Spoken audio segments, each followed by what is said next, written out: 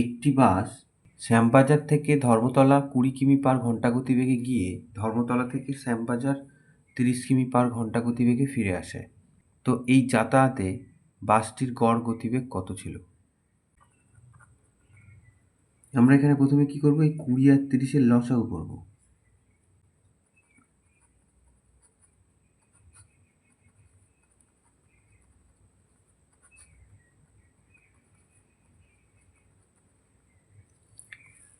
তাহলে লসাগু কত হচ্ছে?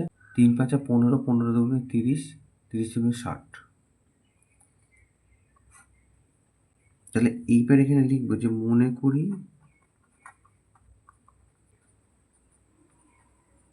দূরত্ব সমান সমান 60 কিমি। মানে শ্যামবাজার থেকে ধর্মতলার দূরত্ব ক্ষেত্রে আমরা মনে করলাম 60 কিমি। তাহলে যাওয়ার সময় 20 কিমি পার ঘন্টা গতিবেগে যাচ্ছে।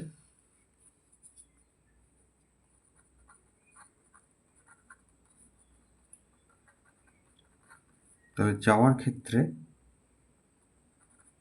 20 কিমি যায় 1 ঘন্টায়, তাহলে 1 কিমি যায় 1 20 ঘন্টায়, অতএব 60 কিমি যায় 1 গুণ 60 এত কিমি, তাহলে 3 ঘন্টা। তাহলে আসার ক্ষেত্রে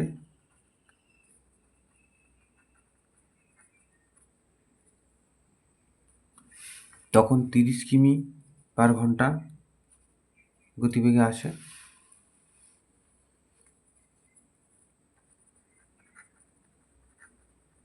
তিরিশ কিমি যায় 1 ঘন্টায়, 1 কিমি যায় এত ঘন্টায়, তাহলে দূরত্ব 60 কিমি, 1 গুণ 60, 30, তাহলে 2 ঘন্টা। তাহলে এবার লিখবো আমরা যাতায়াতে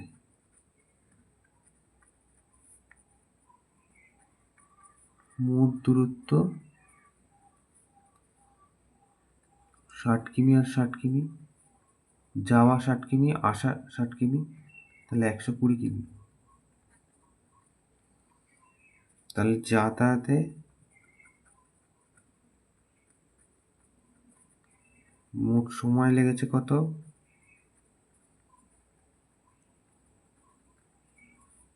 যাওয়ার সময় 3 ঘন্টা, এই যে, আর আসার সময় 2 ঘন্টা, তাহলে 3 যোগ 2 মানে 5 ঘন্টা।